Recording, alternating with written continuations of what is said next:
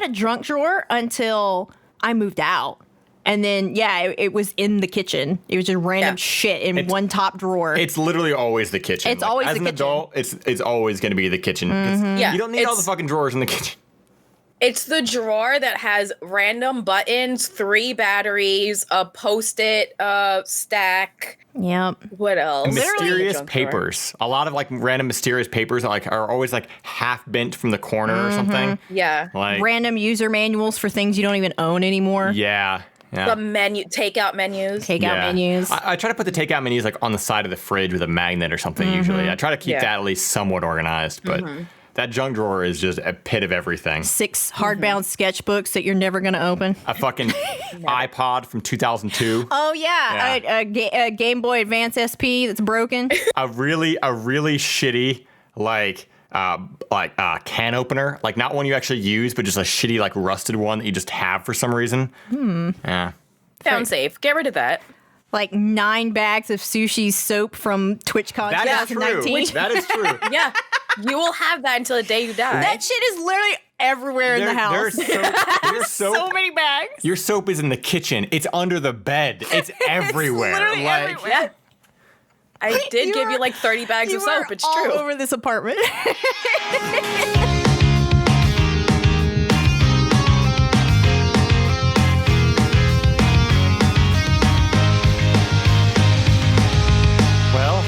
This is gonna be a fun episode. This is gonna be a very fun episode. It's gonna be a funny episode because we're gonna make fun of AJ. Yeah. I'm so ready. Oh, this is great. So we're here. Remember when he was talking shit during the minisode?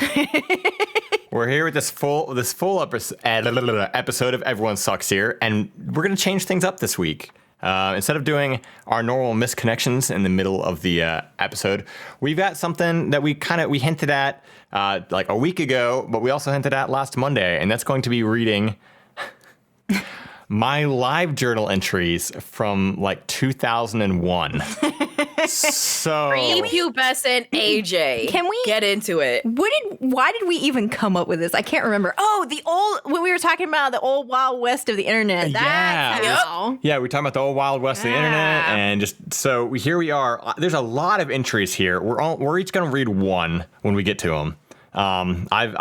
I've picked them each for each person, and maybe we'll do some more later on, or I'll take snippets or post them somewhere. I don't know yet. We haven't really planned this out, but it's going to be terrible because I'm looking at typing, I'm looking at the spelling, and I'm looking at the angst. Oh boy, and 14-year-old you did not know how to spell. Yeah, he is a fucking idiot. So. Oh, it's going to be so good. But before we get to those, we do have some Am I the Assholes to jump into. Oh, and before we get to that, Sushie had a really good idea that we were just talking about, which was we're thinking because it's Spooktoberfest right now. It's October. It's spooky season. Maybe for the next episode, we are going to look into some, instead of like the normal like Am I the Assholes and relationships and everything. We're gonna look for some spooky, scary skeleton stories. We're going to dive into some dark regions and see what we can find. So we're going straight to the dark web. Yeah, we're going straight to the dark web. We're going to find some weird... We already set up our account and everything. Yeah. I got my VPN going. Pussy Slayer 69. The CIA's on my stoop. Let's go. My 2-factor authorization for the dark web. Yeah. Mm-hmm. So nobody boosts my account. Got that password is just clown pussy 84. Oh my God! But that being said, so you guys have a lot to look forward to this month. It's going to be, we'll still have our, of course, Am I the Assholes and relationships. But for the next episode, we're going to look into some spooky stuff, some weird shit. So we'll try to find something different, a festive bonus episode, if you will. Ooh, yeah. Because way back when, in one of the first few episodes, I did a story on Plum Island, and that went over well. Yeah, spooky. Spooky. So we'll see what other spooky things. We'll see what other kind of weird lab experiments that Adrian Brody might want to fuck. We'll see what we can find. Oh yeah. Yeah, like that washed up beach creature that he couldn't get his hands off of. Hell yeah. That was a crazy story. At some point in time, Adrian Brody's gonna be like, "Look, these bestiality jokes gotta stop." Maybe he didn't fuck your fucking lawn. I thought lawn experiments. Maybe you didn't fuck your lawn experience. I can't speak. You're literally so stuck on the fact that we're going to be watching The Lawnmower Man soon in Discord. We're going to be watching both of them. Ah, I forgot about that. Okay. Am I the asshole? Who's going first? What we got? Who's got a good starter? Do you got a good starter? You just looked at my title. Sure. It's Sushie? Sushie gonna go? Sushie, you got a good one? Me? Yeah. Sure. Okay. All right. Ignore that awkward pause. I'll edit that out. It'll be fine. Okay. To everybody else, there'll be no awkward pause. All right. Am I the asshole for wanting to keep my weaving room? Weaving? Weaving. Oh, okay. It's 1842 up in this mother.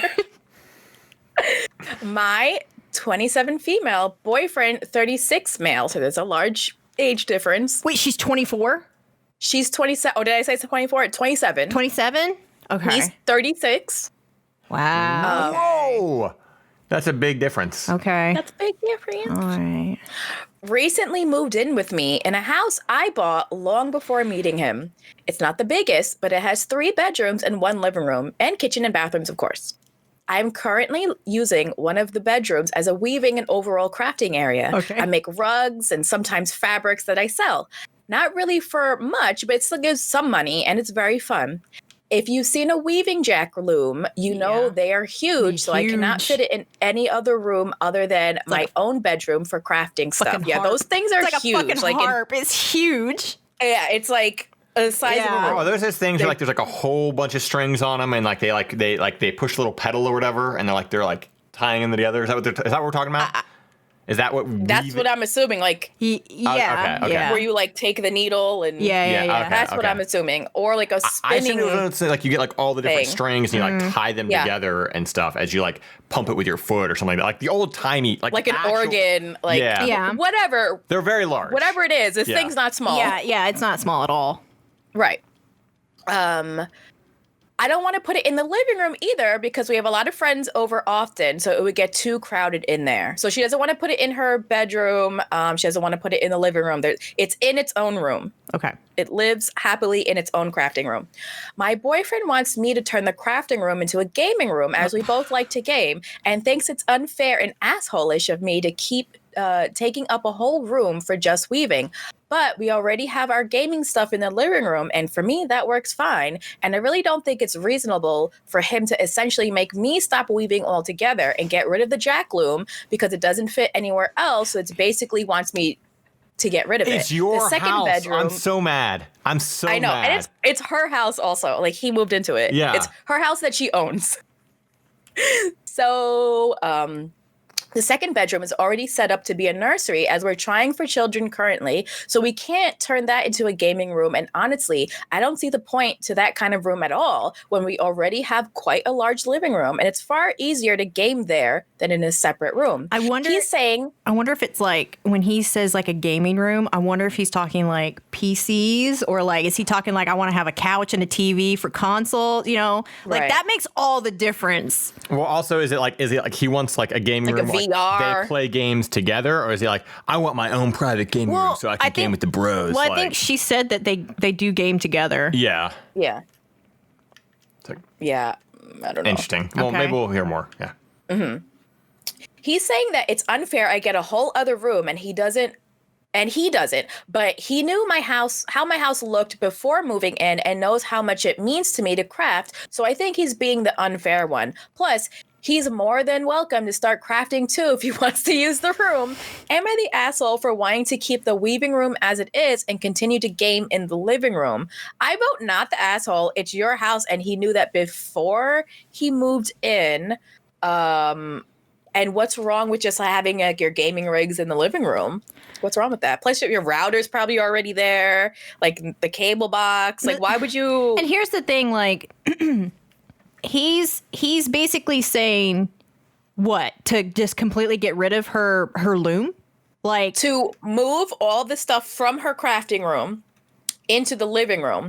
But she's saying that they have people over quite often, and it would make the living room very, very cramped and crowded. So his reasoning of going 50-50 on this is I get what I want, and if you don't give me what I want, then you're being selfish. That's what it sounds like. And that's just it. Like, you don't, like, you can't, that's the flaw in that logic anyway, because if he's like, well, how come you get this room and I don't get a room? Okay. If she's like, okay, and then gives him the room, she can be like, well, how come you get this room and I don't get a room? Like, it's not 50-50. Yeah. So your logic that you're trying to use against her doesn't fucking work there. Yeah. Right. Like, and also, like, I understand he's maybe trying to be like, oh, okay, well, the gaming room would be for both of us because we both game and everything. But at the same time, like, you shouldn't have to take away your partner's, like, hobby or thing that they enjoy, and she's making money with it. Like, Right. don't take that away from her because, you know, you're unhappy with the other part of the house. Like, you don't, like, I want my gaming space or whatever.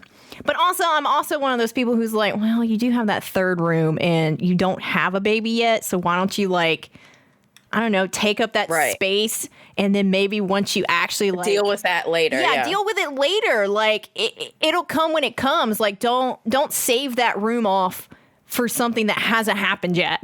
Right. Cross that bridge when you get there. Yeah. There's an interesting comment. One says, not the asshole. You can stop trying for a child. You already have one. Red flag in my book. He knew about the crafting room when he moved in. And unlike the gaming equipment, you can't put the loom elsewhere. Yeah, she's trying to have a child with this man. and you know, that's just it too. Like, what is the importance of this game room? You know, really. Right, you already have what you need, like, in the living room. Yeah, I don't understand it. Like, I mean, literally, like, here, all the games and shit are in the living room. That's where everything's at. I mean, there isn't an extra room for a game room, but at the same time, it's like, are you wanting this game room so you guys can, like? That's why I'm curious if it's like, do you want this to, like, so you can game out more privately with friends, or just because you just want a game room, or what? Because, like, if you can already game in the living room, then who fucking cares? Like, it's not an issue.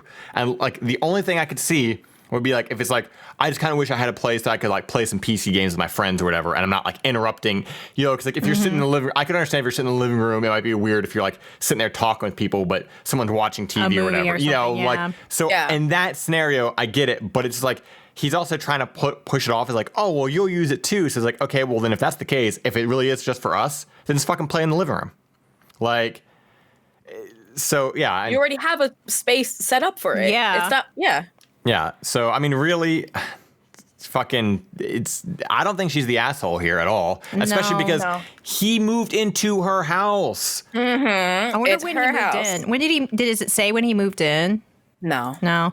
So, oh, but she owned it before they met. Okay. Yeah. How long have they been together? Did it say that?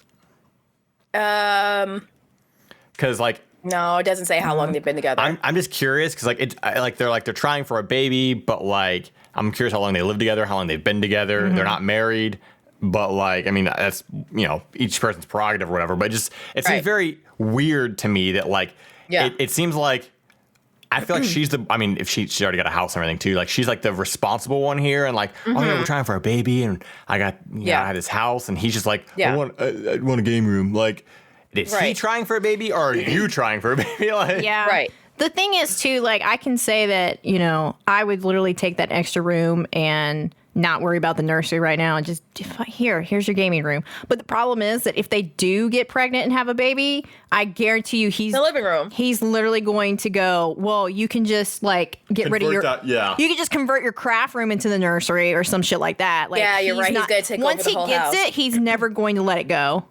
Once he gets it. He probably low-key wants a man cave. Yeah. Most likely, yeah. And he's trying to, like, spin it. I don't think she's the asshole for this. Very weird, I guess, small tangent, but I do not understand the desire for, like, a man cave, I guess. Like, I'm thinking about, like, my dad's, like, house kind of had, like, a man cave thing. It was, like, in the basement. It wasn't like a man cave, but, like, I mean, he's got, like, a recording studio and everything, but, like, he had an area where, like, you know, there's pool table and darts and, like, an extra TV and all this stuff. But everybody used it, but it was kind of like that man cave-ish area. I can understand having a place for, like, your pool table or your darts and things like that. Like, you can't put that in the living room. But when it comes to areas where it's like, here's my man cave, and I'm just going to section off this part of the house for only me, and I'm going to spend all my time here. I'm like, it just seems really weird and lonely to do that. Like, I would rather fucking have my shit in the living room. Because, I feel like man caves came about because men would go to fucking work all day. They'd come home tired as shit from working fucking 14 hours a day and be bombarded. It's kind of like the old, like, dad's in his office kind of thing, right? Yeah. Like, nobody's allowed in the office kind of thing. And I feel like man caves really evolved from men just trying to go downstairs and watch fucking TV and not be interrupted. But then when the times changed, it slowly became, I'm going to put my fucking billiard table in there, and I'm going to have a bar down there, and I'm only going to invite my friends down there, and wife has to stay upstairs. And it just slowly evolved into some bullshit, you know? Yeah, like... And like that's a fort, just it. an adult fort. Yeah. Yeah, like, and that's just like, I would feel like lonely doing that kind of shit. Like I've always thought like, oh, it could be cool to have like a game room or something. But at the same time, then I think if I have a game room and I literally always have to like basically quarantine myself to go play video games, that's a lonely fucking experience. Like I'm not a child anymore. Like, you know, it used to be like, oh, I want to play video games. I have to go to my bedroom and play video games. You know, I don't get to play them on the TV in the living room. Now it's like, well, here you got your game room. Go fucking quarantine yourself in there and play your video games. Like I don't know. Like, so I guess the mentality behind this, I feel weird. Like, even people who even want that, like, why? Like, you guys enjoy games together in the living room. You live in the fucking dream, dude. Like, what's the problem? But he wants something because I feel like I think he just wants something because she has something and he doesn't. Like, she's got a room and he doesn't. I think that's it too. Yeah. And it is a very uncommon hobby. Like, I don't know a single person who knows how to use a fucking loom. So, like, he's probably looking at it going, what, like, what someone who uses a spinning wheel to like spin yarn and stuff. That shit's giant. That shit's big too. Yeah. So I mean, and the question of if she's the asshole, definitely fucking not. No, it's her house. Shut up, nerd. Yeah. Go buy a new house then with 4 bedrooms in it. Listen, or a big basement or something. If you are like, if you want that extra room, then go get a job and get us a bigger house. If there is a clear problem, if the problem is you want a video game place and three fucking nerds who love video games are literally telling you you're stupid, like seriously, then, like, because we all play video games and we all love video games, but we're all like, yeah, this is fucking stupid. Like, maybe it's stupid. You don't need this. Yeah, like you're being unreasonable. Yeah. So yeah, definitely she's not the asshole here at all. Like, oh. Well, all right. Sam's looked fun, so I'll do mine to. to soften it up a little. Yeah. Well, mine's. I don't fully know if mine's gonna be fun or not. So Sam's looked fun. So I figure if mine's not, then we can fall down on Sam and she can cushion us. Oh, okay. Yeah. So it really does. She softens the blow. She softens the blow. Ow. Sorry. Am I the asshole for setting up cameras in my house to catch my husband drinking? What? Yeah. Right. And I'm like, if you have to set up cameras in your own home, that's a problem. That's a bad sign. That's not already a good bad sign. No.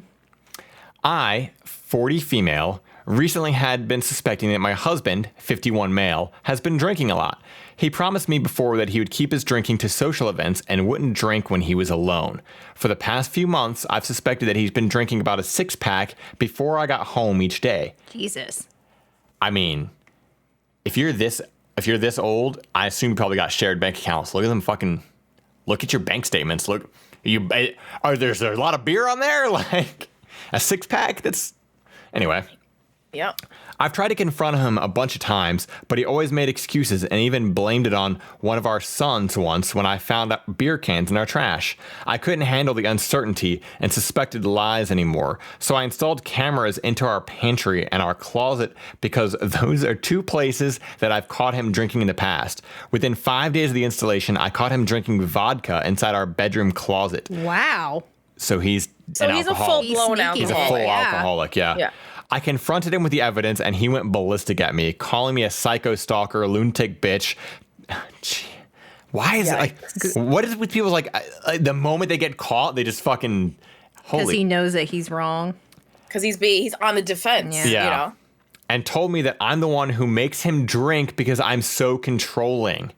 He refused therapy and refused to buy a breathalyzer. So this is pretty much the nail in the coffin for our marriage. I understand that he's upset, especially because we also change clothes in our closet. Well, I mean, who fucking cares? You're married, like, whatever. I guess I justified the cameras because I see him change all the time. That's what I was thinking. But I also get that having it on video is different, which is true. Yeah. That's true. I mean, yeah. Definitely an invasion of privacy. Yeah. I've deleted all the footage except the short bit of him chugging vodka inside the closet in case I need it in court. My husband understandably doesn't trust me anymore, and a lot of I hate this kind of shit where it's like my husband doesn't trust me anymore, even though he's been the one that's been lying. And I'm not condoning what she did here, but it's like to flip the script like that and be like, I don't trust you because you caught me. Like lying. Well, AJ, it's called gaslighting, and men do it a lot. I mean, people do it a lot. It's literally, all the fucking time. Right. You caught me lying. I don't trust you. Yeah. Let's see. My husband understandably doesn't trust me anymore, and a lot of my friends have said that I should have just left if I didn't trust him. But it wasn't that easy because I felt I was going crazy, and he was so adamant that he wasn't drinking. I don't feel like I was overly controlling by not wanting my husband drunk 7 days a week. I don't blame him because alcoholism is a disease. However, I want to know if I was an asshole for going the route that I did and installing the cameras. So I am going to say no, because she already has stated that he's an alcoholic, right? So he is not only lying about the not drinking. Like, alcoholics just continue to lie about everything. Or any addiction. So, any addiction. Yeah, or any addiction. But I'm sure this was literally her last-ditch effort. Yeah. And dealing with someone who won't admit that they have a problem, or you can see that they have a problem and they don't want to fix it. I'm sure she went it was driving her crazy not knowing the quote unquote truth, like not seeing it for herself. She needed to know that he was in fact. She needed to know that it was a lie. Yes. Yeah. Even though she knew, but she needed to see it. Now, I do think that it's a little rough with the putting it in the bedroom closet, only because I do agree having a recording of you changing on tape does feel a little it feels a little creepy. Yeah. But but knowing that he goes in there and sneaks it is like, well, it's kind of justified in a sense. Right. So she was right. And she was right. I mean, I'm kind of going for the everyone sucks here route of this. Kind of. Mainly because, obviously, I think this dude's an asshole for lying about all this, but I do understand that a disease like alcoholism will make people lie. Yeah. That's so it's and we were literally just talking about this last night about addiction and disease. It's one of those things, especially with family members, you have family members who you want to support the person that's going through it, but at the same time, they're the ones who get shit on the most. And so you kind of look at them like, damn, how could they say that to somebody? Like, how could you just cut somebody off? How could you be like, hey, I'm not going to fucking feed your addiction anymore? Like, the things people say can be very brutal and rough, but you have to put yourself in those shoes too. Like, the things that you deal with when you're dealing with somebody who is an alcoholic or addicted to drugs and they steal money from you, which, I mean, that's the route this goes down, if he's drinking vodka in the closet, how much money is getting spent on just buying this alcohol? It's a dangerous route to go down. So I think they both kind of suck a little bit. If she had this suspicion, if she knew, because there are other ways to find this out without installing the cameras. Like I said, you could just check the fucking bank statements. Yeah. I like the way this one person commented and said, OP, you did the wrong thing for the right reasons, and that makes you not the asshole. I feel like there are sometimes certain circumstances where, if this was a normal circumstance, you'd be very in the wrong for just putting cameras up to catch your husband sneaking some fucking cookies.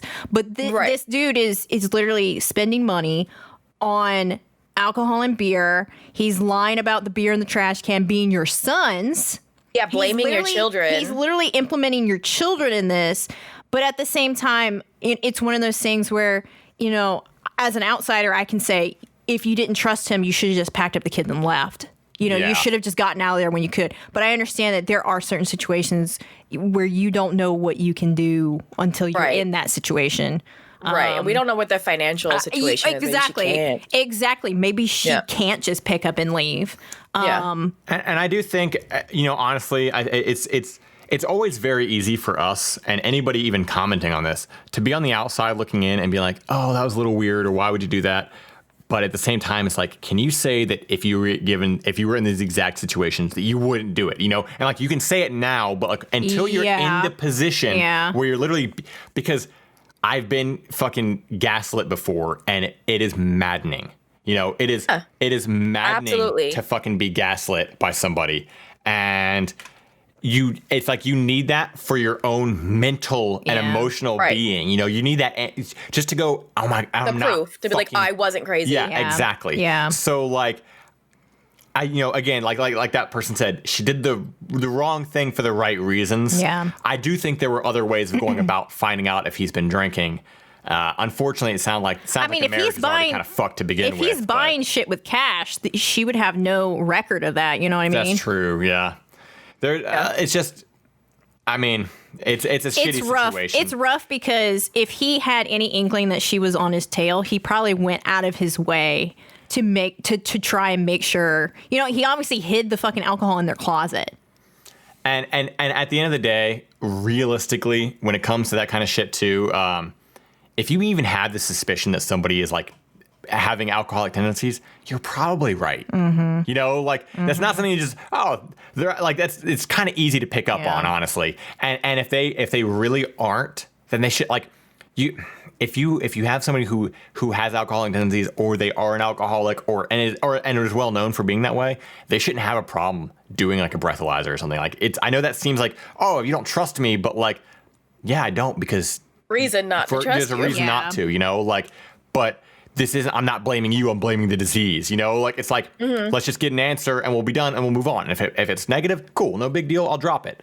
But like, there are, it's hard to converse with that type of people. It's hard. Yeah. So hopefully he at least sees himself and sees how serious it is. Like maybe there's something good that you can get from this situation where like he sees himself on camera sneaking vodka in the closet and sees like how big of a deal that is. So she's got two comments here. One of them says, you're the asshole. I know this is not a common judgment, but I don't think you should put cameras, or I don't think you put in cameras to help him or your marriage. I think you put in cameras to vindicate yourself. And I do find it a problem that you felt needed to. And they responded and said, I needed to see it to believe it, not to vindicate myself. I understand why you would feel the way you do, but I urge you not to use the words that he used based towards me to any future partner of yours. And that's just it. It's like the explosion that this dude did. That's like, you're guilty, right? That, like, nobody's gonna explode in that kind of rage and then like be like, you fucking dumb bitch. Like, oh, well, yeah. I guess, okay. You just be like, no, I'm not an alcoholic and I have so it looks like they were together for 20 years. Oh. Oof. They've been together for 20 years. So that's even harder, because when you're with someone for that long, it's very hard to not want to see them be their old selves again. Yeah. Or be well. Take care of your family. Yeah. That's really hard. So, I mean, I'm kind of stuck in between not the asshole and everyone sucks. I think really the situation just sucks. Like, yeah, it's a terrible situation. I wouldn't say that she is an asshole, though. Like, like that's, again, I understand the need to fucking not be, not feel like you're crazy. Mm-hmm. So, unfortunately, it just sounds like the marriage is just, that's a lost cause. It sounds like it's done. I think it's done if he's already, like, hiding it from his family like that. But that blaming being his said, own children.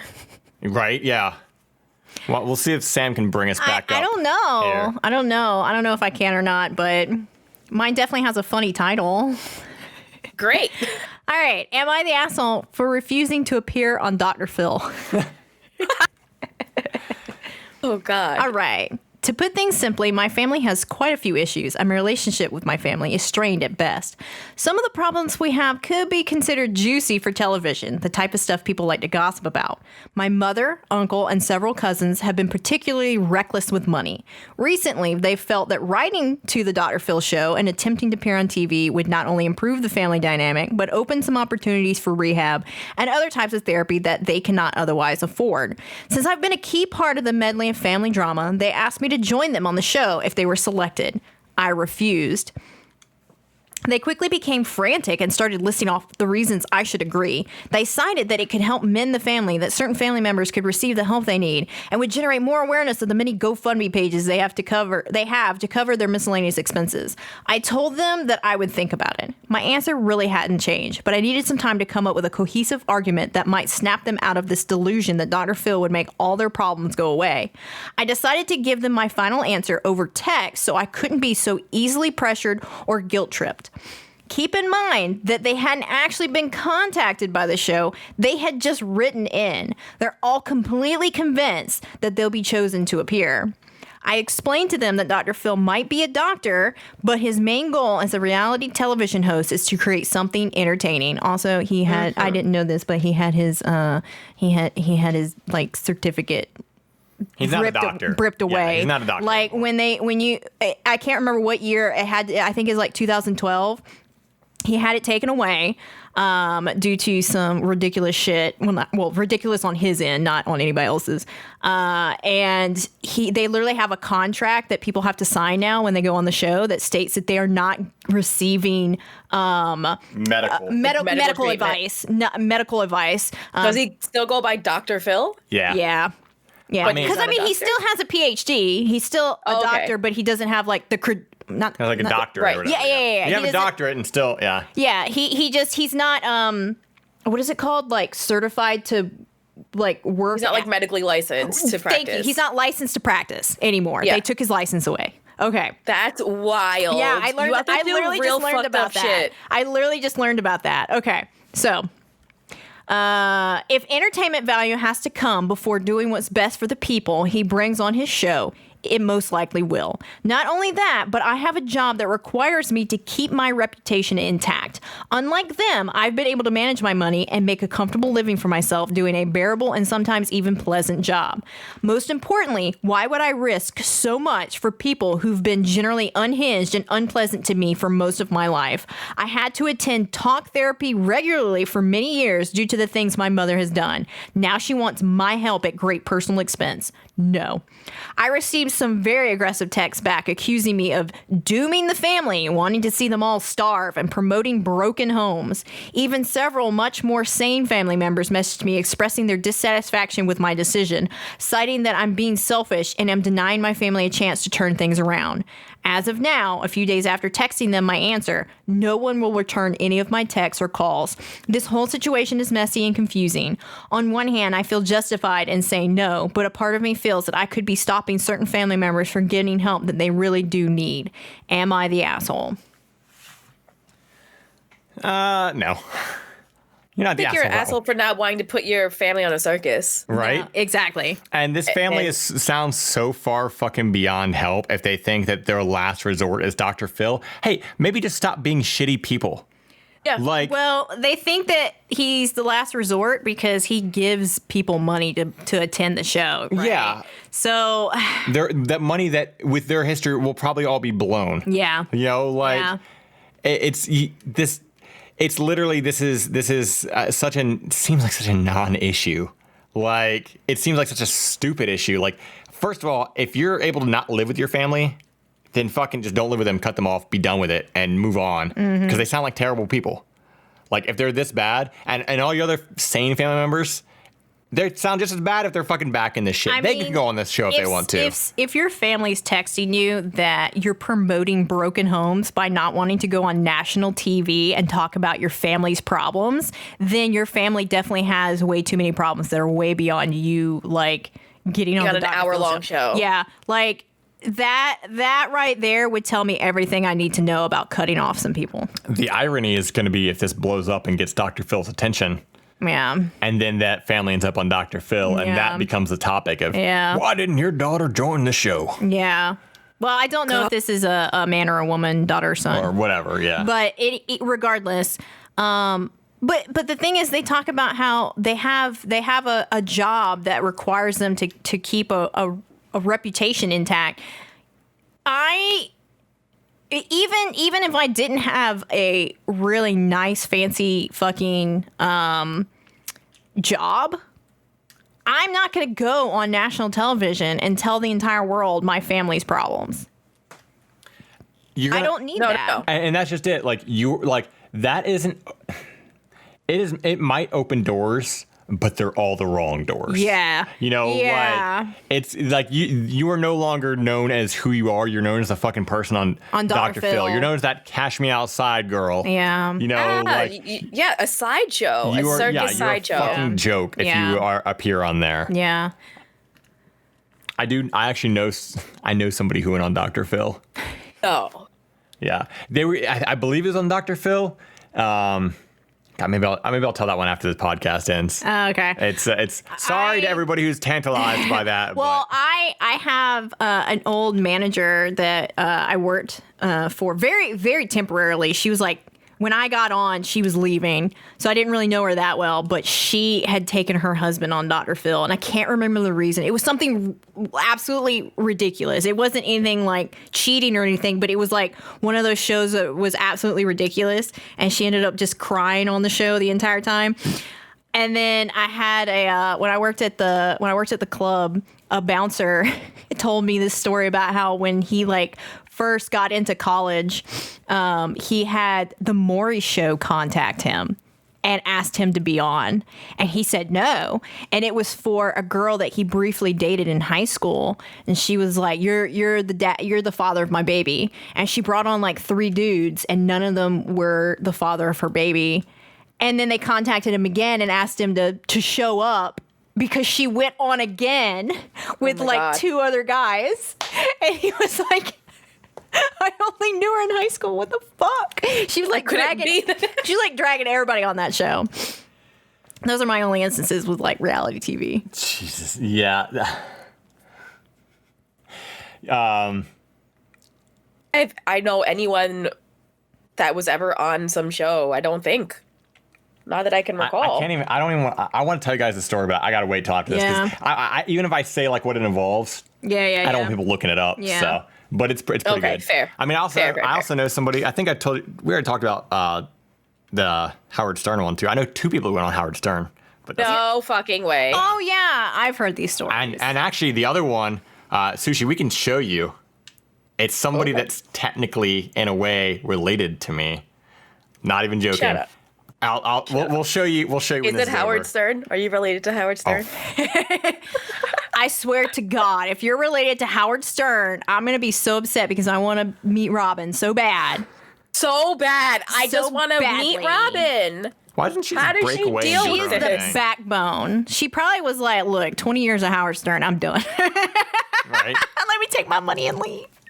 She deserves a medal. Smart. She should just break away, do her own thing, and just be a podcast Maybe host she for us. does. Maybe she does. Robin, come work for us. We can't pay you, but immediately after recording, I'm gonna look up and see what Robin does. What the hell is her last name? What's Robin doing? We'll figure it out. I'm gonna ask Google. Needless to say, though, I don't think this person's the asshole. I don't think they're the asshole either. Oh. So there's a complete difference between a licensed therapist contacting them and being like, okay, look, I heard through the grapevine that you guys have these fucked up problems, and I'm willing to do this pro bono, and an actual reality TV host going like, would you like to come on my show and tell the entire fucking world all your fucked up shit and never live this down and having your shit it's literally, you can literally watch Dr. Phil episodes, the full episode on YouTube, like it's going to be out there forever. Also, he's going to make royalties from your money for the rest of his life, but you won't make anything. Fuck all of that. So I would say a resounding no. If you are not comfortable with this, then no, you're not the asshole in telling them that you don't want to do this. Right. I would cut the fuck off of those family. Cut them all off. Well, do we I am so excited about reading about 14-year-old AJ on LiveJournal. Yes. So should we explain what LiveJournal is to people who don't know what the fuck it is? I mean, who isn't a million years old? It's just a fucking digital journal that you could have back. I mean, I don't even know if the website's still up, obviously, because my journals are still there. But also, nobody say what the fucking username is, because I really don't want to be doxxed on this. But not that it really matters all that much, because whatever the fuck, I don't really have anything to hide. But like,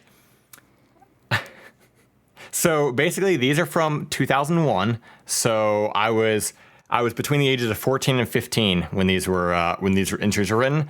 There's a lot here, a lot of entries, but we're each all going to read one. This is going to be our filler for where our misconnections normally go here. Oh, because it's just as messy. And it's literally just as messy. These are a mess. These are a fucking mess. And since AJ, since Sushie has entry number 1, your very first. They have an order. What's that? They have an order. Yeah, So his very first entry he ever made. Entry. That one's all you. Oh, lucky me. So title of it is the Yay I Got a LiveJournal one. So that's all you, Sushie. Take us away in your best 14-year-old AJ impression. Yay, I got a LiveJournal. Yup, I sure did. Hee hee. Shot. Googly eye face. What is the shot? That used to be like a thing where, like, if you did something embarrassing, like back in the day, like you would type like asterisk shot asterisk, like, man, isn't that crazy? And then you got like shot, like you were like, it's a comedic thing, like, oh, shut up, it's not funny, you know? It's such comedy gold, it was like AJ. a thing for like message I boards have literally and like, never heard of this. Me neither. you guys didn't hang around the right easy boards then, all right? So that's a thing. I guess. And also this is also like in like some chat rooms and shit. So anyway, that's a thing, I promise. Okay. All right. Sure. Okay. And don't forget these sweet emojis though. Oh, she said Yeah, googly I said eyes. googly eye. Oh yeah, but with the little sweat drop on it, because that's how you know. It's like, Oh, that's what that is. Oh, Okay, yeah. so That's- googly eye face, sweat drop. it's either a sweat drop or it's like a really cool earring. It's definitely It not could an be earring. both. It could be.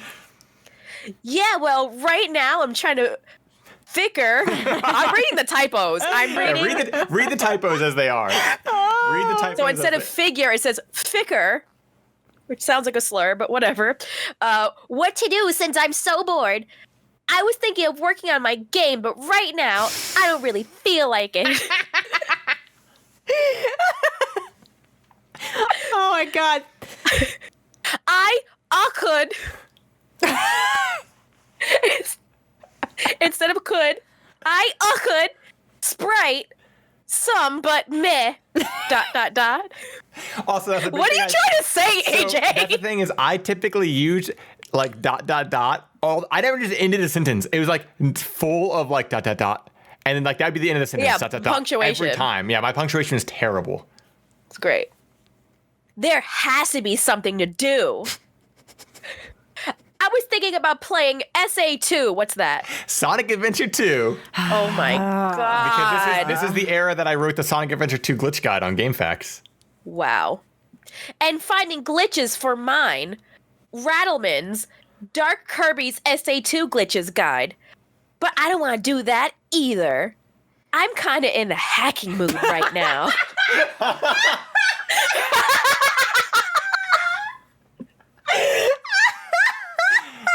Just, hacking AJ, 14. You ever just get into the hacking mood? I'm kind of in the hacking mood. Do you ever just found anonymous?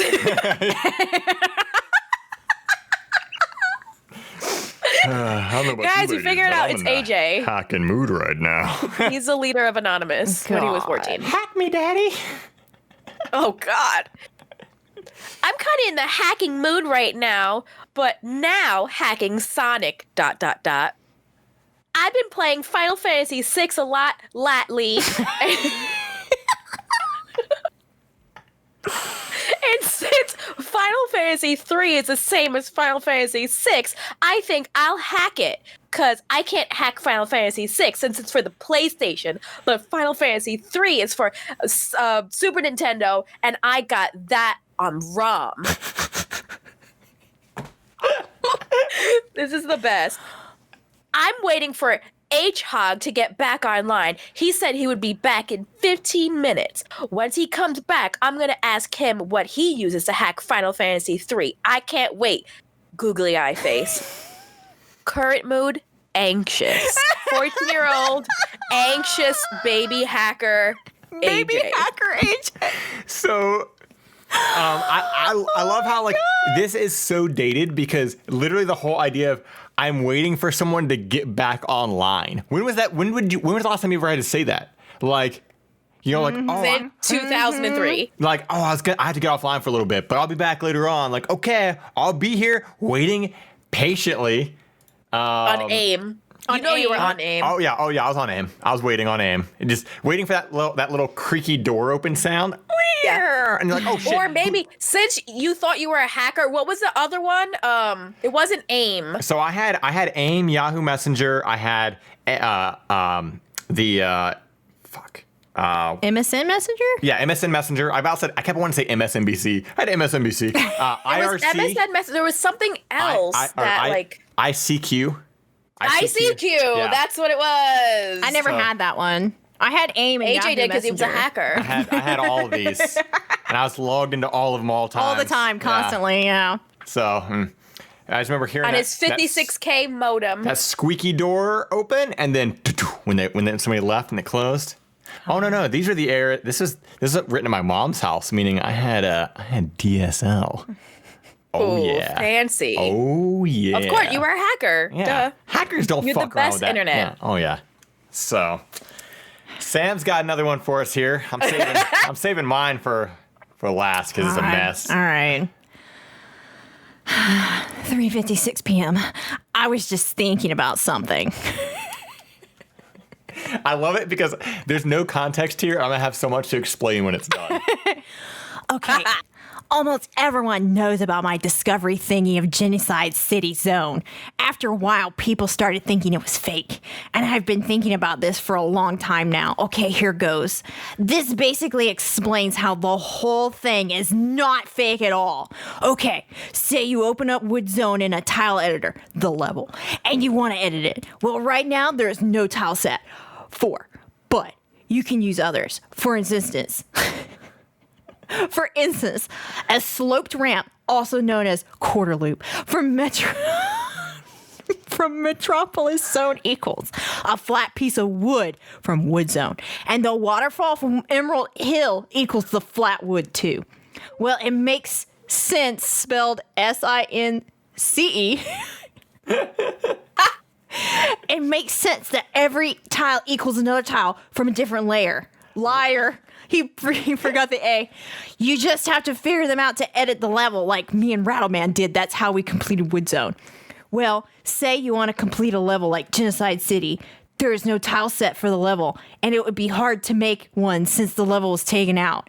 But if you load a save state into a tile editor and then load a different tile set, like the example I gave you, and use it, it is converting the tiles into Genocide City ones, like it does with Wood Zone and Metropolis, or any other combination. Oh my God. COMBENA. Comb Nation for that measure. But since it is trying to recall what Genocide City looks like, there might be a little pieces of the memory deep in the game, that's my guess, before it's taken out. So it is editing the level, creating the actually pieces of the level. But they look a little garbled up. But that proves that really is Genocide City. So technically, we could rebuild the entire level to play it if we just figure out what pieces from different tile sets equal in the Genocide level. Like me and Rattleman did to finish our Wood Zone. You literally said that twice. So see? It truly is Genocide City. I just wish people would come to understand that. Current move accomplished. The accomplished after this train wreck of a post. I'm like, I just imagine like pushing the keyboard away. I'm like, I did it.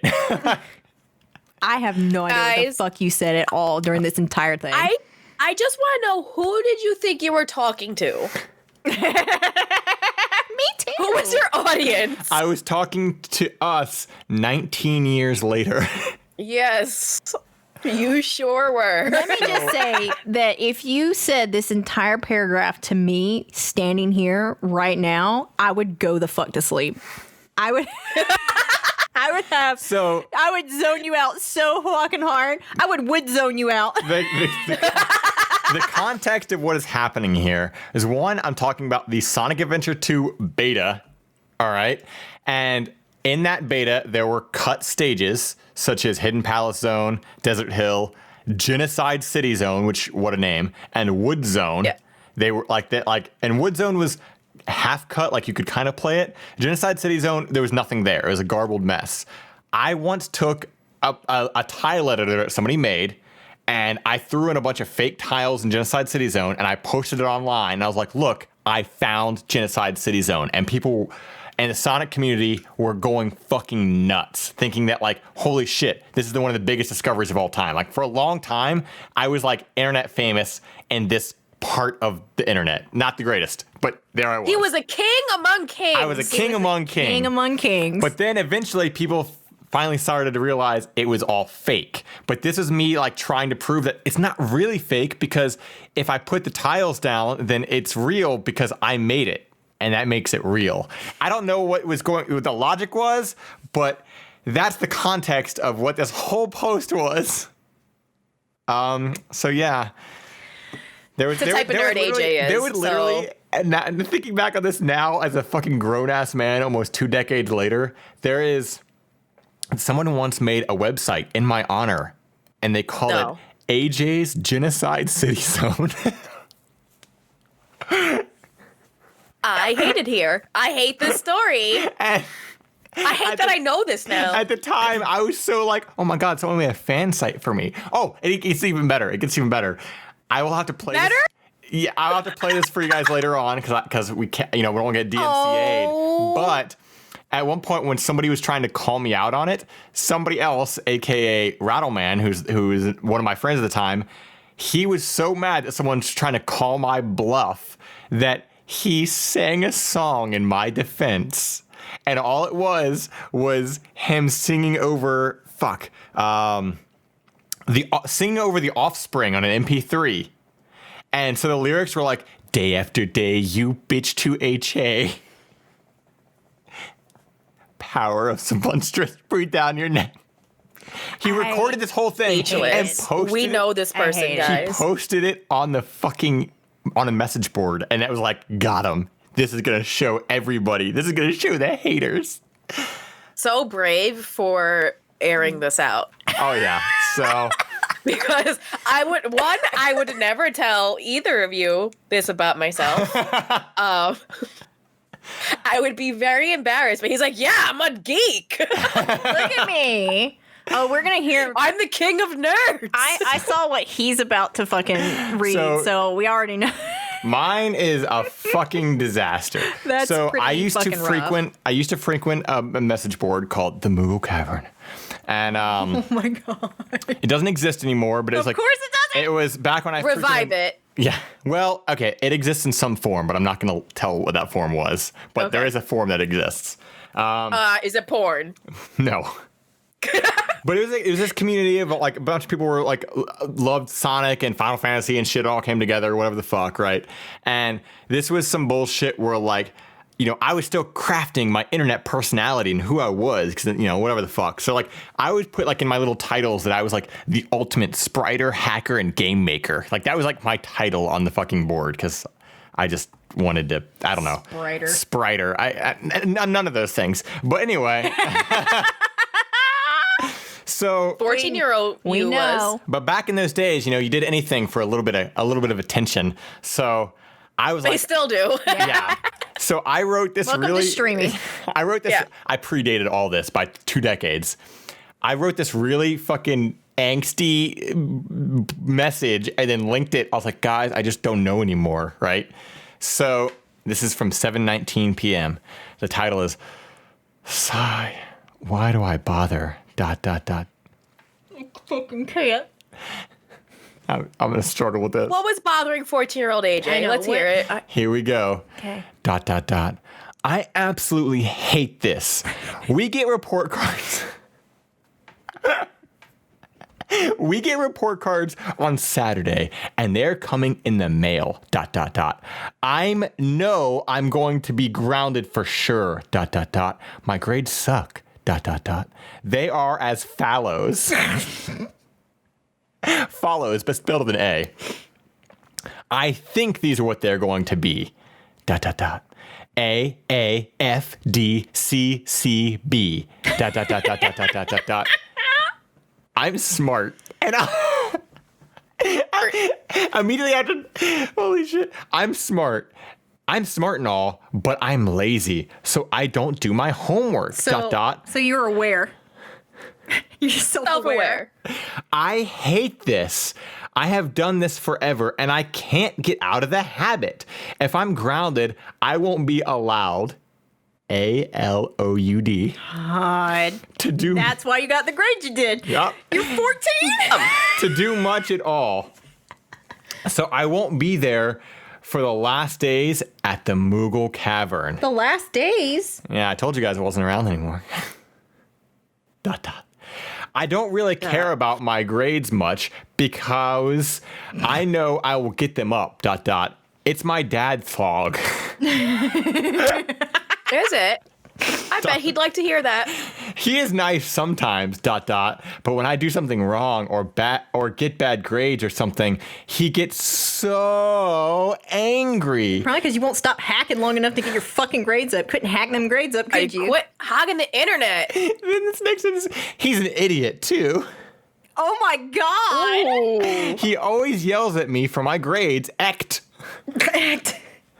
He will say things like, when I was in high school, and then I put in parentheses, I'm a freshman in high school if you didn't know. Oh, we got that. From the allowed adult. How the fuck I'm a are you freshman. a freshman in high school and don't know I'm how to a spell hacker. allowed? Listen, it's a different era, all right? We were allowed to be I'm dumb a as rocks pro back then. hacker. I got A's and B's, blah, blah, blah. Well, I know that's not true. Hell, my dad was a partier in high school and collage.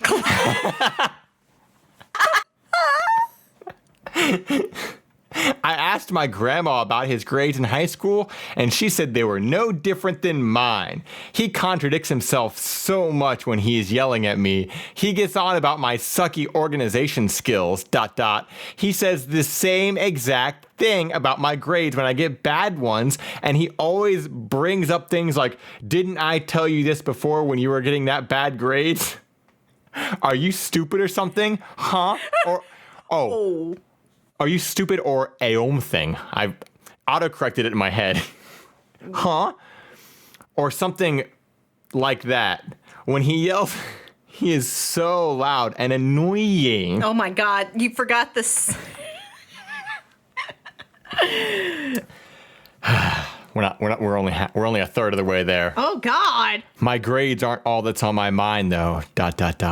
Sometimes I wonder what purpose I have, ... I mean, God, what so am I? angsty. I mean, here we go. I mean, what am I good at? Sure, I'm good at video games. Hacking. What am I good at? Sure, I'm good at video games, and I'm good at football and hockey, but that doesn't help me. Oh my God, you're not good at spelling. I mean, for one, I'm even on a football or hockey team because I hate playing on teams. But what the hell is the point of being good at video games gonna do me? Well, I'm also good with computers and making games and websites, but still it's not enough. And I am not truly sure if I'm good at making games since like only 4 people have played the game I'm working on and ... and ...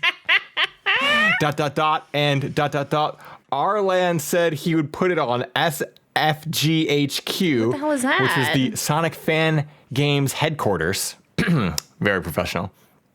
So I sent him the link in his email like 2 months ago, ... He never put it on, ... I sent him other ones too, thinking the address might be wrong, ...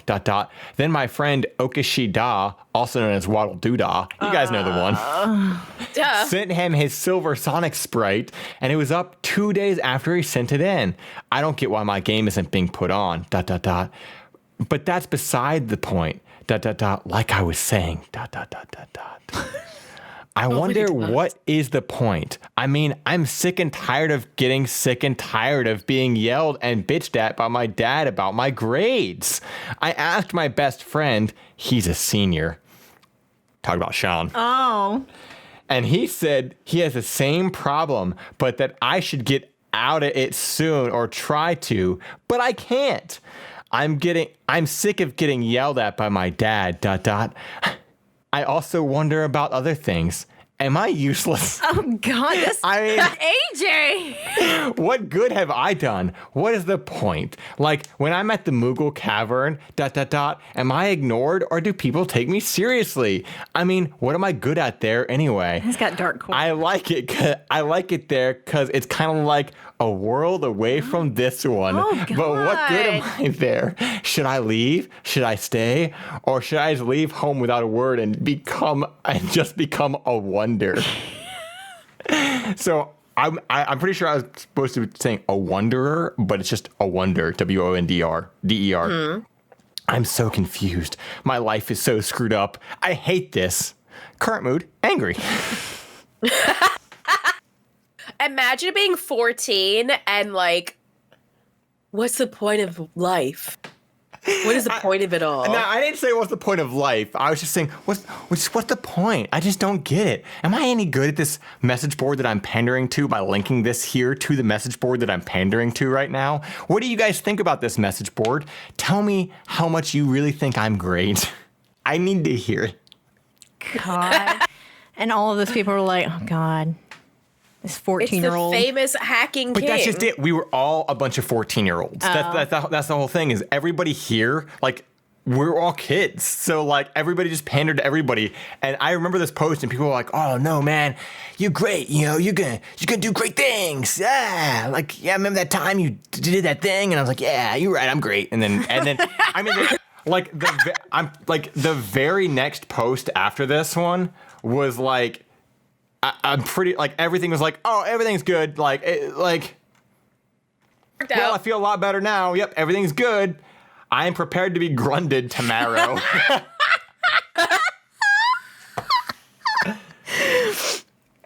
I figure if my dad starts jumping down my throat, I'll jump right back down his. I hope your dad hears this. And what I mean is, if he starts pulling crap like, I got good grades, I'll just bring up how he never did, because I asked my grandma one time.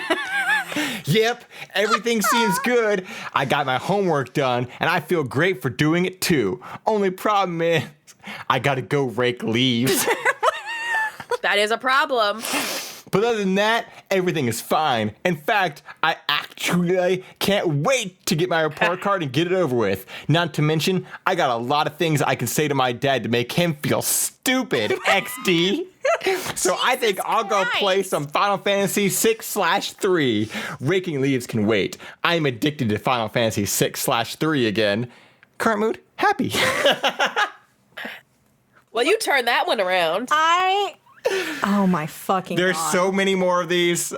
That was so cringy. There are so many of these, Sushi. So I mean, just, you know, if this is something people liked and they want to hear another one, Just imagine the possibilities. Just imagine the possibilities of hearing these entries come out of our voices.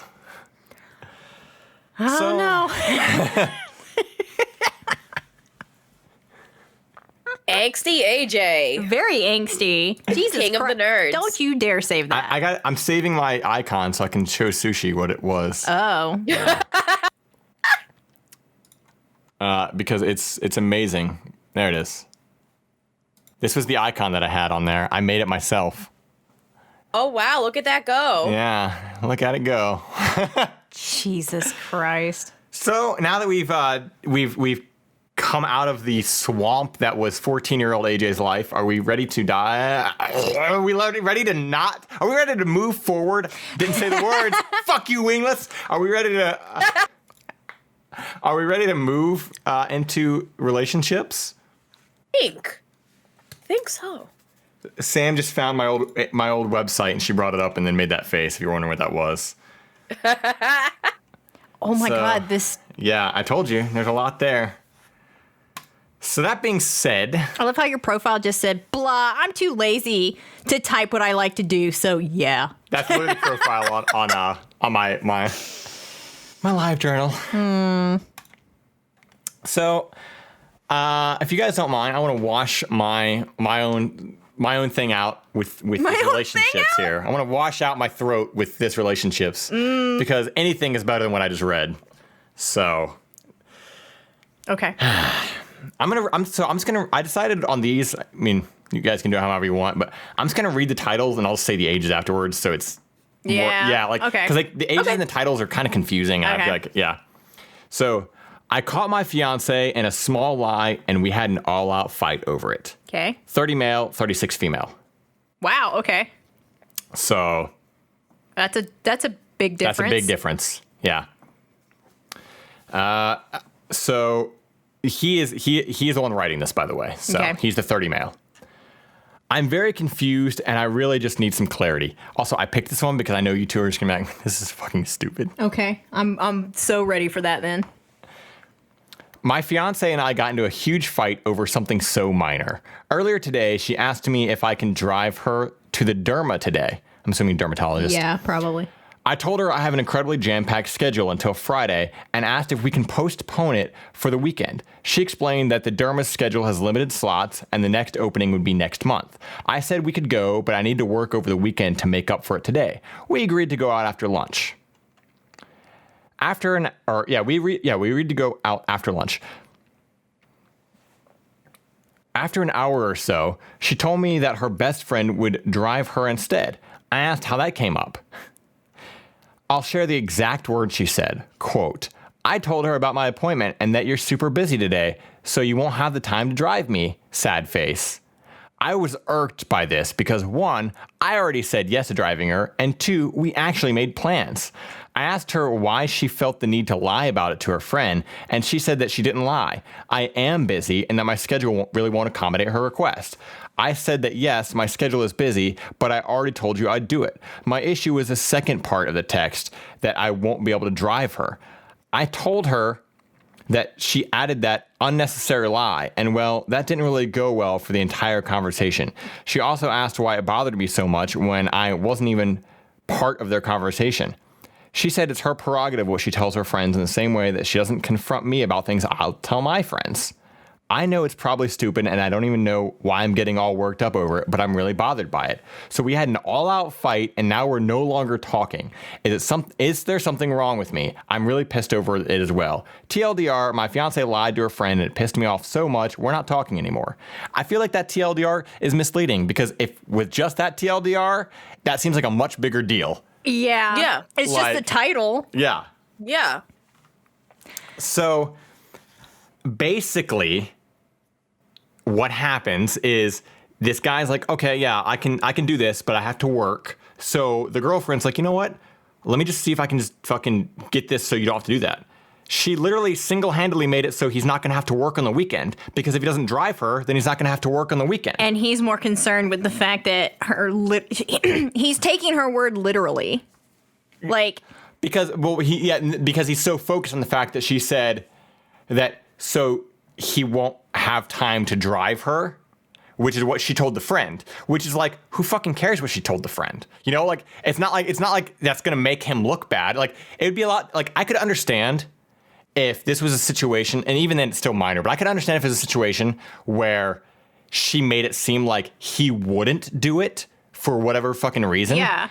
Like for an actual real reason. But it's literally, she literally said beforehand that his schedule is so full with work that he can't do it. What's the problem there? This is such a non-fucking issue. Exactly. It's down. You cut out a little bit there, Sushie. Say it again. Oh, so who wrote this story? Like, where? Like, how is this an issue? A 30-year-old man. That's a 30-year-old man wrote this. Somehow a 30-year-old man. And his 36-year-old fiance has to listen to this shit. And I love the comments because every single comment is literally, dude, this is fucking stupid. This is not even a lie. Dude, she literally did you a favor. Yeah. Like, if you really want to fucking split hairs, you can say, okay, technically it's a lie, but who fucking cares? Because she's literally just making the story easier as opposed to going, hey, friend, so, you know, what's easier to say to somebody? Going, hey, friend, do you think you could drive me to this place? Because I talked to my boyfriend about it, and he said that he could do it, but if he does do it, then he has to work this weekend and blah, blah, blah. Like, telling this elaborate thing, or just saying, hey, friend, can you drive me? Because she literally condensed it down. Yeah, exactly. And made it a non-issue. Right. Hey, friend, could you tell me, because this is a lot, And he was like, I'm going to take this non-issue, and I'm going to make it blow up. Right. So badly, because why I'm make a 30 problem years when there old. wasn't a problem? Literally pick your fucking battles. Like, holy shit. There are people dying. Right. There are people dying right now. There are fires. What's his name? Yabba Dabba Doo-hoo. Yeah, there are people dying, Yabba Dabba Doo-hoo. Jesus fucking Christ. The name. Oh, he posted it in 2 different sections. He posted it in relationships and relationships advice, and he never commented again on it. So probably because everybody told him this is fucking You're stupid. An idiot. You're a fucking idiot. You're like literally fucking stupid. That's what's so dumb is that he literally says, I know it's not a big deal. Then fucking don't. Then you know it's not a big deal and drop it. Think about this. Like, okay, you can either go about with what your original plan was, and therefore you leave work, and now you have to make up for it on the fucking weekend. Imagine being 36 years old and your boyfriend says this dumb fucking shit to you. Like, I don't know what I would do.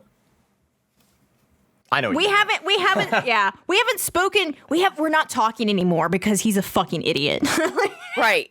Yeah. I've moved on. What this is literally, this is a dude who, he realizes it was stupid, but he's also too fucking prideful to literally just apologize. To just fucking say, hey, this is fucking stupid. He's too fucking prideful. So. And now he's in there deep. Yep. And he literally made an issue out of this. But yeah, that was mine. I thought it was simple, short, and fun. And I knew you guys would hate it, so. Yeah, my advice is to just not be with him anymore. If he's gonna get mad over what do you some even dumb shit that wasn't this. an issue. Oh my god. So who wants to go next? Who's got a good ender? I don't know if mine's a good ender. Mine's pretty mine's a little harsh. Uh-oh. Also. Yours is harsh also? Well, it's a little, All right, well. It's not going to be comfy. It's not going to be comfy. Neither is mine. So I'll just read mine. We'll see where the comfiness goes. My husband's friend just died, and I think he was in love with her. Ooh. I love how Sam says it's heavy, and then she reads the title and laughs. So the OP is 27, her husband is 32, and the friend was 26. Okay, please tell me if I'm overreacting or seeing things that aren't there. I guess that is possible, and that's why I posted here. Oh, also, we have been together for 7 years, married for 4. My husband had this coworker friend about 3 years. Let's call her Helen. I did not know too much about her, to be honest. I know she joined his team at work and they started to become friends. They shared a hobby that I don't share, and they sometimes met up for that, sometimes one-on-one and sometimes with other coworkers. I just saw her a couple of times. I did get a jealous gut feeling, also because she was attractive and charming. Sometimes, but there was no real evidence for something weird going on, and I have a bunch of male coworker friends too, who he was always cool with too, so I told myself there was nothing going on. I did not get the impression that they were overly close. It mostly just seemed like a mostly casual coworker friendship. I want to just say, I still find it weird when it's like, oh yeah, I'm married to this person, and they go out one-on-one to do shit without me. I don't know, it just seems weird to me. Yeah. Like when it's like, weird. Like, why can't you be there? Yeah, like I get that they don't share the hobby. I mean, like, is it something really like you really don't like? I'm not gonna lie. Like, it wouldn't bother me if because she says sometimes with other coworkers, like if it's a big group of them going, like I don't mind that. But why is it gotta be one-on-one? That's what I'm saying. Like if it's only gonna be you and this girl, like, why can't you just cancel and go with the other people with the next big time? Group. Yeah, right. Like if our coworkers are going out and they're all playing pool at the bar, whatever, they're all together. Who gives a shit? But yeah, like the moment it's like one-on-one, that's a little. And it has to be one-on-one, and you can't come. It's like, not to mention that sometimes your gut feeling's always right. But I digress. Right. Yeah. Okay. So 2 weeks ago, he got the news that she passed away in an accident. He actually had a day off, and I was around when he got the phone call. He instantly became deathly pale and collapsed and started screaming and crying. He is normally not a guy who expresses emotions strongly, so it caught me by surprise. But of course, anyone would react emotional on hearing about a friend's death. Yet I now cannot stop comparing it to the time he learned of his actual brother's death a few years ago. The two were pretty close, but he reacted much less and barely shed tears. Anyway, that alone wouldn't mean anything, but afterwards a few things piled up that make me feel strange. And then she has bullet points. I learned later from one of his coworkers that he immediately offered to adopt Helen's daughter. She was a single mother. He has not told me about this or consulted me beforehand. However, apparently it is already decided who the daughter will go to anyway. He has written to her parents and asked them for something to, quote, remember her by. I saw an email from an artist indicating he has commissioned him to paint a portrait of her. Since her death, he has barely been eating or sleeping and seems to be in extreme grief altogether. He starts crying multiple times every day and is barely able to function. I would expect this level of grief after the death of a family member or spouse, not necessarily after a casual friend like she seemed to be, especially from him. To be honest, maybe I would think less like this if our marriage hadn't felt a little loveless in a while. He just does not seem overly interested in me anymore since 1 or 2 years. We still have sex and he kisses and cuddles me, but it seems mechanical. I felt like he has been distracted by something and wasn't really actually seeing me most of the time. So how the hell do I handle this? Do I shut up and just try to work on reviving our marriage? If there was nothing going on and he is truly just grieving a friend, I would of course look like a total asshole if I bring this up in any way. TLDR, husband's coworker and friend died, and from his reaction, I feel like he was in love with her. What do I do?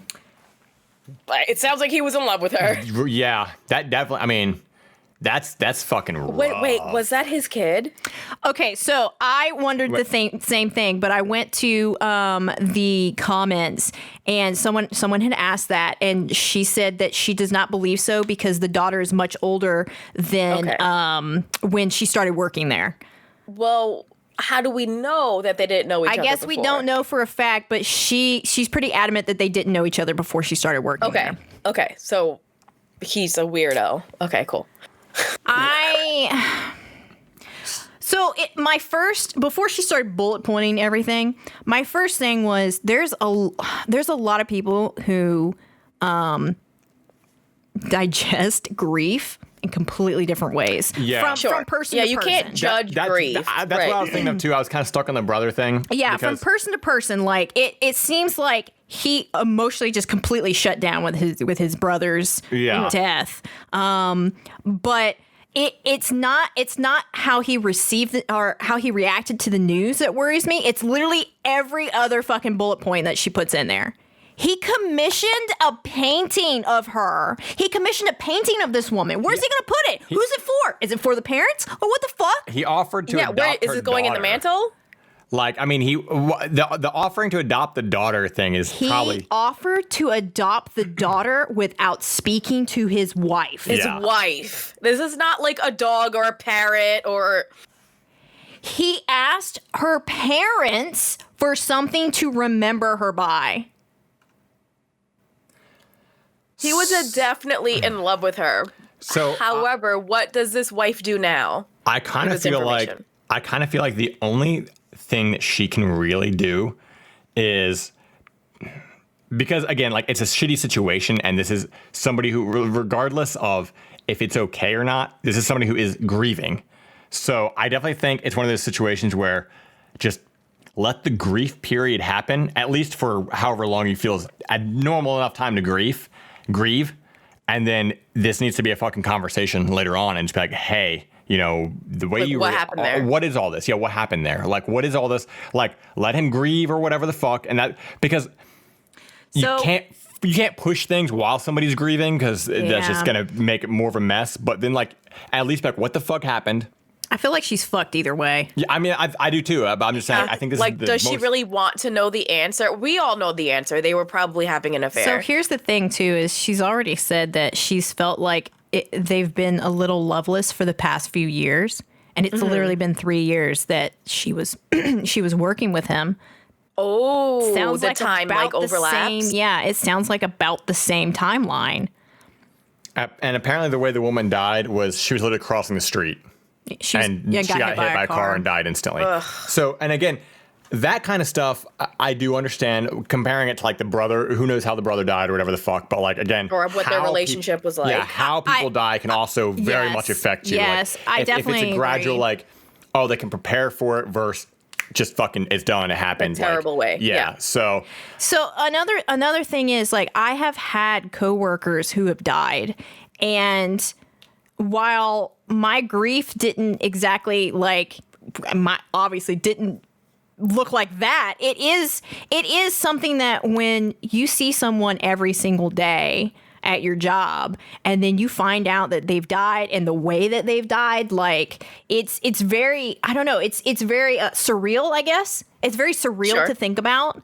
I literally had a coworker who she got out of her car to check the mailbox, and she did not have her car in park all the way, and the car literally rolled over her and killed her. Oh my God. And like when I was told that at work, it's just very surreal to be like, I just saw this woman yesterday. I just spoke to her over some fucking like stupid ass retail shit. Yeah. yeah. I mean, and that's just it. Is like that's why that's the only thing that I think you can't really put into the equation here, into the puzzle, because but everything else is too damning. Like all the other bullshit, the commission painting, the adopting the daughter, like it's all wanting something of hers. I mean, like, you know, I've known people who have died, and maybe that's just me, but I've never been like, unless it's like a really, really close relative, I've never been like, can I get something of theirs? You know like as a friend or whatever. Like I didn't even put two and two together with the whole like they had a shared hobby that they'd go off and do one-on-one either. So, and with other coworkers, I wonder what the hobby was. And like just how many times outside of work they like maybe bonded over, you know, other stuff. But I mean, still, regardless, it is very odd to commission a painting of someone who's more than just a casual friend. a work friend. And want a to work buddy. adopt their child. And Yeah. to adopt their child without speaking whole to thing your is weird. wife. Yeah. Like, who the fuck are you? And I understand that there are some instances where it could have been just one of those things where he was just like Knee-jerk reaction. a knee-jerk reaction in, is there anything I can do? Can I do anything to alleviate this on the family? Like, we want some kids. Let me go ahead and get that kid, right? You know, like Snag that up real quick. Snag her up real quick. But it's like, bruh, you didn't even speak to me about it. Right. So that is very He wasn't tough. thinking about his wife at all. He wasn't thinking about his wife at all. So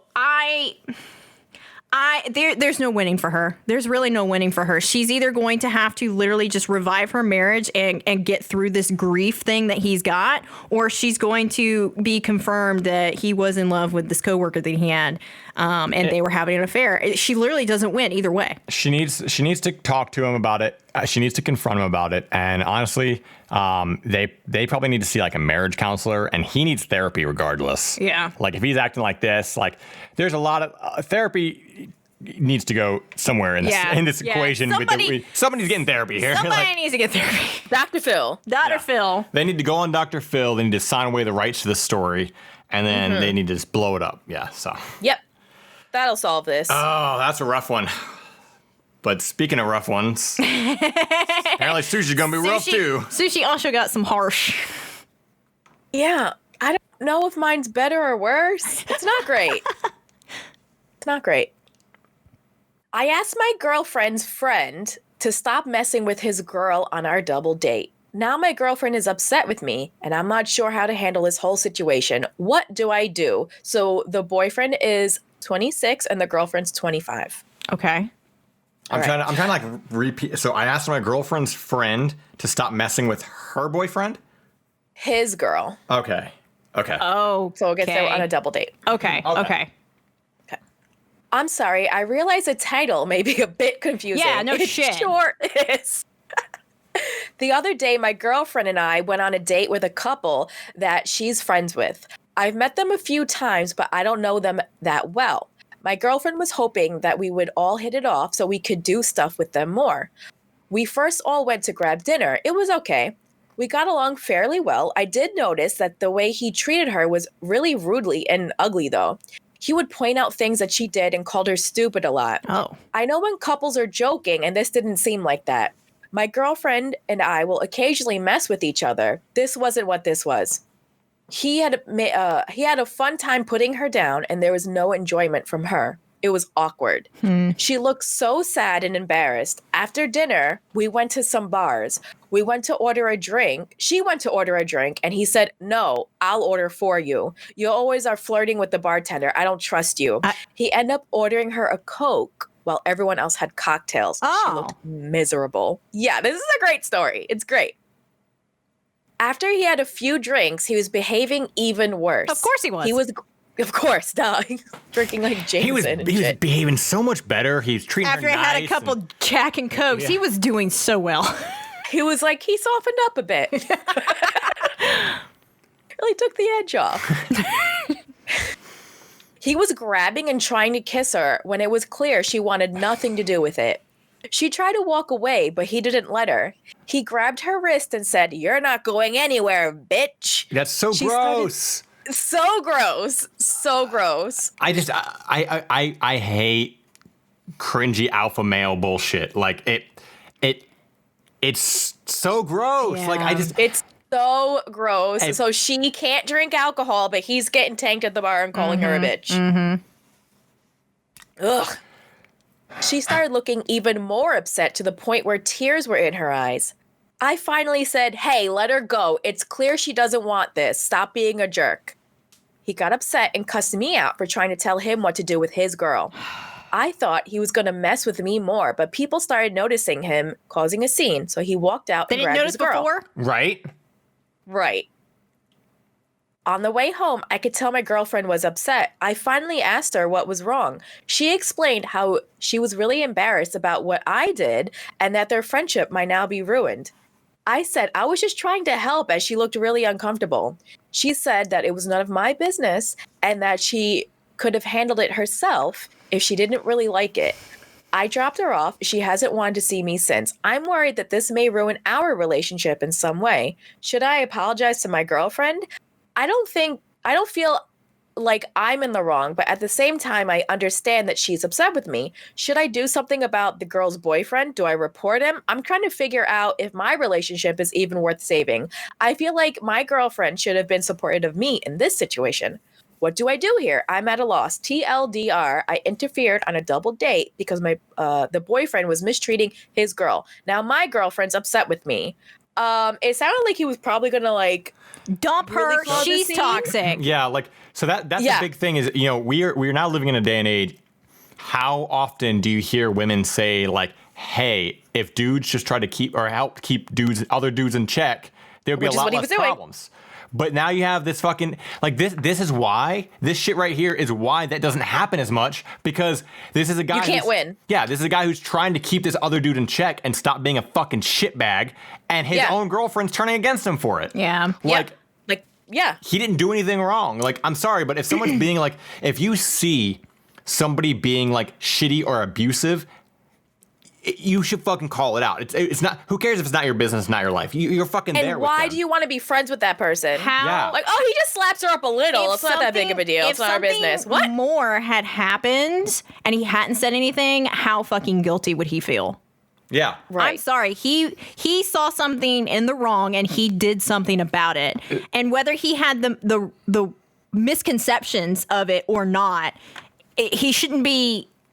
He should be shit on for it. Yeah, he shouldn't be shit on for it. And okay, so just to clarify, his girlfriend, is she friends with the other girl or the other guy? I think the other girl. Think the girl. Okay. And that's just it. Like, like, oh my God.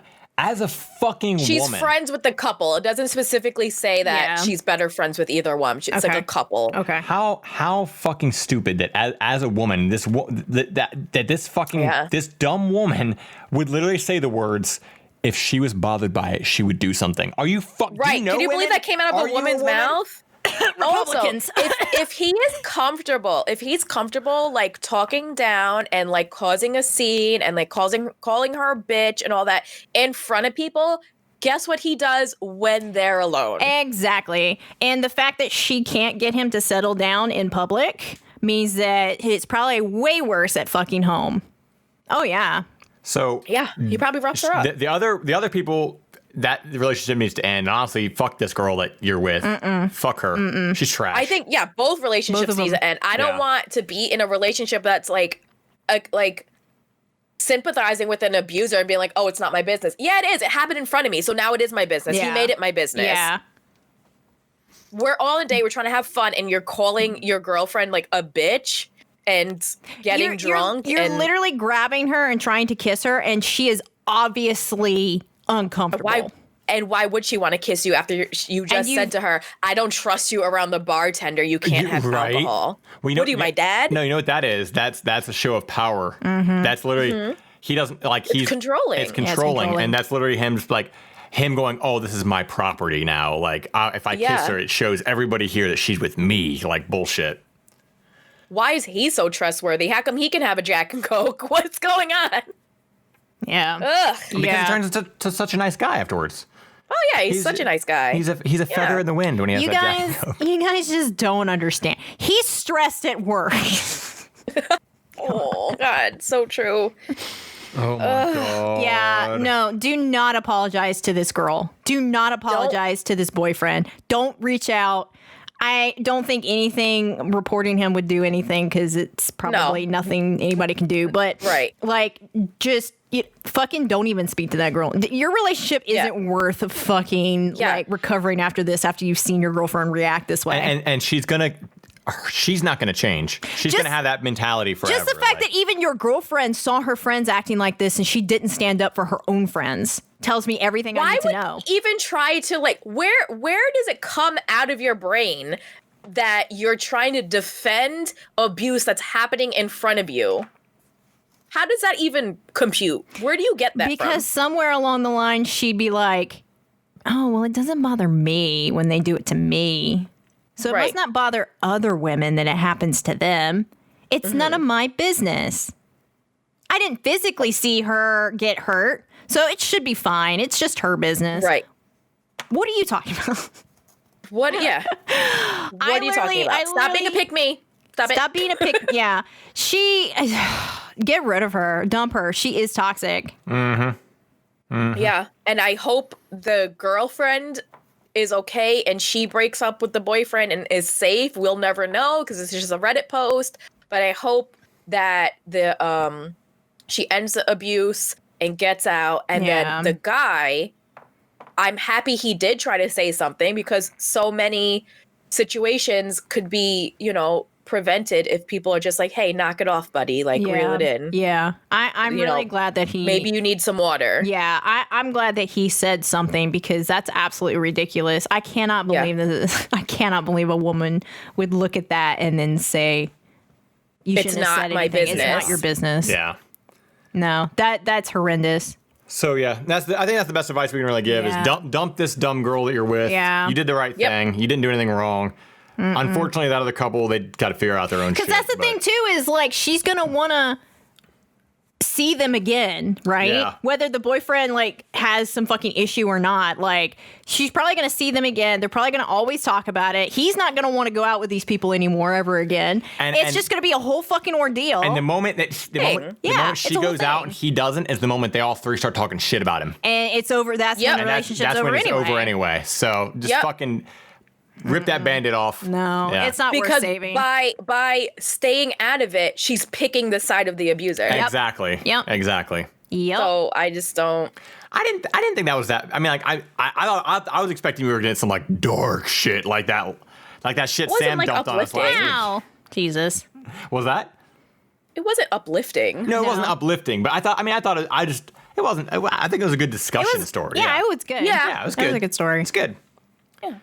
Well, we're here in October, so we got, next week, hopefully we can get some spooky stories. Spooky stories. We'll see what we can find and see what kind of becomes of next week's episode with some spooky bullshit.